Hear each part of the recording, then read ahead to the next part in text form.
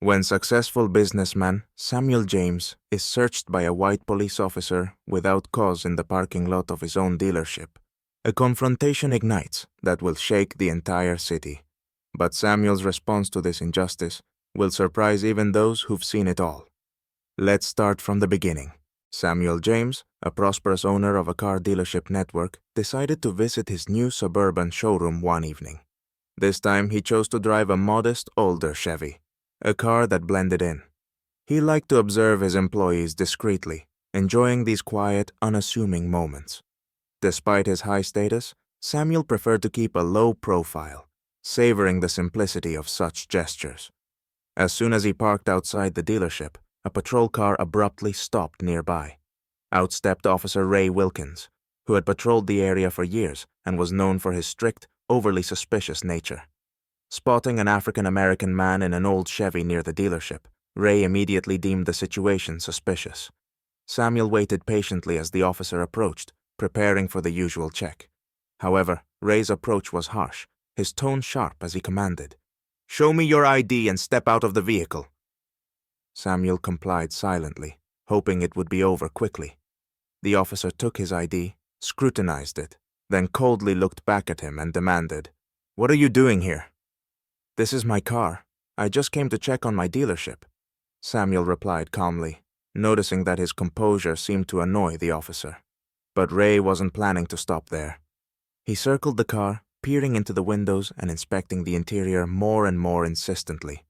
Without warning, he began checking the back seat, demanding that Samuel open the trunk. Samuel noticed passers-by glancing over, intrigued by the escalating scene. As Ray continued his search, unable to find anything suspicious, a few dealership employees, drawn by the commotion, began to step outside. One recognized Samuel and approached, unable to believe what he was witnessing. "Mr. James, is everything all right?" the employee asked cautiously, trying to understand why their boss was in this situation. Ray looked at the employee in surprise, then back at Samuel, beginning to piece things together. But his expression quickly returned to a strict mask, and he reluctantly closed the trunk, hiding his frustration. "Mr. James, you own this place," Ray muttered, struggling to conceal his embarrassment. Samuel stared back with a steely expression and replied coldly, "Yes, and not just this one." Samuel stood silently, watching as Officer Ray continued searching the trunk, seeming almost desperate to find something incriminating. More employees from the dealership gathered around, bewildered that the owner of the car dealership chain was being subjected to a search. One of them, an older man named Lucas, mustered the courage to address the officer. "Excuse me, officer, but this is Mr. James. He owns this dealership network. There must be some mistake here." Ray, sensing the growing whispers and exchanged glances among the employees, replied irritably, "I'm doing my job, and any suspicious vehicle is cause for a search. Suspicious characters don't belong here." He emphasized the words, realizing he couldn't take them back now, especially in front of Samuel's colleagues. Samuel held his composure, though he was deeply hurt and outraged inside. He knew Ray was acting out of prejudice and stereotypes, something he was unfortunately accustomed to. But this time, he chose not to remain silent. "Officer, if you're done, I'd like to know what grounds you had for deciding that I'm a suspicious character," Samuel said, meeting Ray's eyes directly. Ray hesitated, fumbling for the right words, feeling his confidence slip.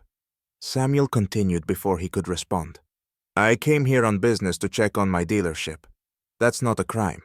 Yet here you are, conducting a search and humiliating me in front of my staff as if I'm some criminal."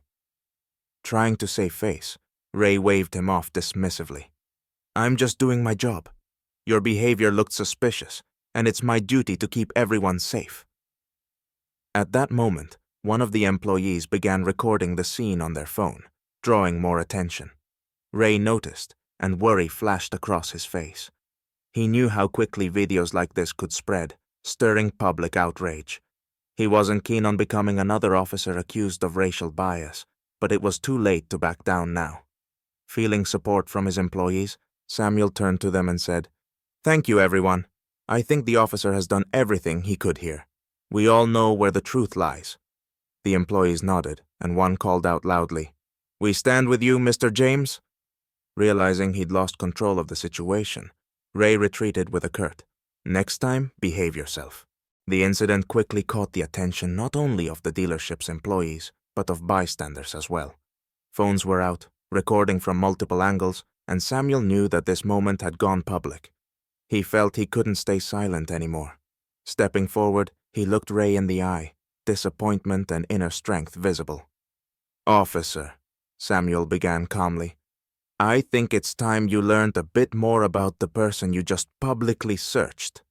I own this dealership and 3 others in this city. Dozens of people work here, many of whom are watching this scene unfold, wondering why their employer is being humiliated without cause." Ray, stunned by this revelation, struggled to keep his composure. He realized he was facing someone who wasn't easily intimidated or coerced. But his instincts told him to keep his guard up, and he retorted with a growl. "I'm doing my job and following protocol. If you didn't want to be searched, you shouldn't have acted suspiciously."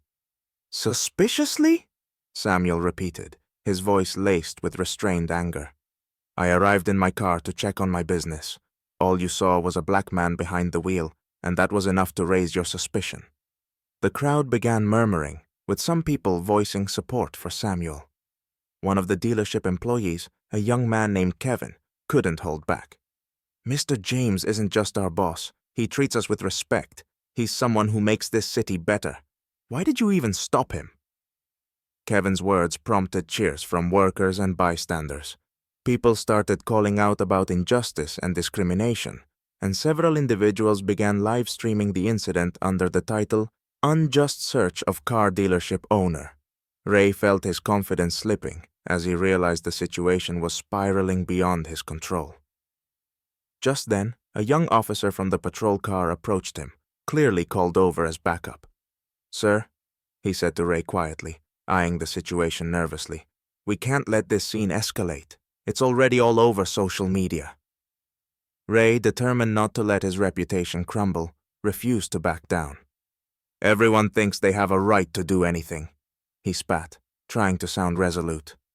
"This man acted suspiciously, and it's my duty to ensure safety. I'm just doing my job." Samuel stepped closer, his face calm but his eyes fierce. "Officer," he said, his voice raised enough for everyone to hear, "our community deserves to see how people are judged by appearance alone and treated as suspects when they're simply going about their lives. I appreciate everyone here for their support." The crowd cheered in solidarity. Turning to his dealership employees, Samuel spoke with a softer but firm tone. "Thank you to everyone here. Know that I support you, just as you've supported me now. We know who we are and what we stand for." Applause filled the air, and Ray, seeing the expressions on the faces of the employees and bystanders, realized he'd lost. His reputation was already tarnished, and the consequences would likely follow. Understanding he'd best leave before things escalated further, he grudgingly withdrew, muttering, "Next time, be more careful." Samuel watched the patrol car drive off, knowing this incident had already become a matter of public record. The next day, the incident had spread across social media. The video of Officer Ray conducting an unwarranted search on the car dealership owner drew thousands of views and comments. Messages condemning the officer's actions and supporting Samuel multiplied. Reporters caught wind of the story, and the news quickly made it to local media.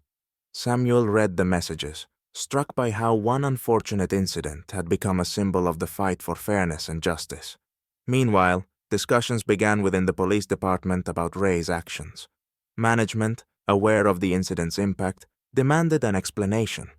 As pressure mounted, they launched an internal investigation to understand why the search had taken place without probable cause. Officer Ray, finding himself in an unfamiliar position of having to justify his actions, saw his confidence quickly erode under the scrutiny and dissatisfaction from his superiors. Samuel, despite the attention surrounding the incident, continued with his life and work. He watched as public support for him grew, but knew he wouldn't stop there. At a press conference organized by reporters, he spoke clearly and directly, calling authorities to account. "This isn't just my story," he said, facing the cameras. It's the story of many who face baseless suspicion and checks every day because of their skin color. We all deserve equal treatment, regardless of status or appearance. I hope this incident becomes a lesson that brings about real change. His speech was met with loud applause and spurred further discussion in the media. Samuel received support not only from his employees and clients, but also from other business leaders and community organizations who openly advocated for reform in police relations with the community. Meanwhile, Ray was temporarily suspended, finding himself in the spotlight but in a new, less favorable light. Under public pressure, the police department announced a review of their procedures and mandatory anti-bias training for all staff. Returning to his office, Samuel felt relieved. He hadn't sought this fight, but he knew he had to see it through for himself and others. This incident marked a turning point, a symbol that inspired his employees and the community to stand up for justice.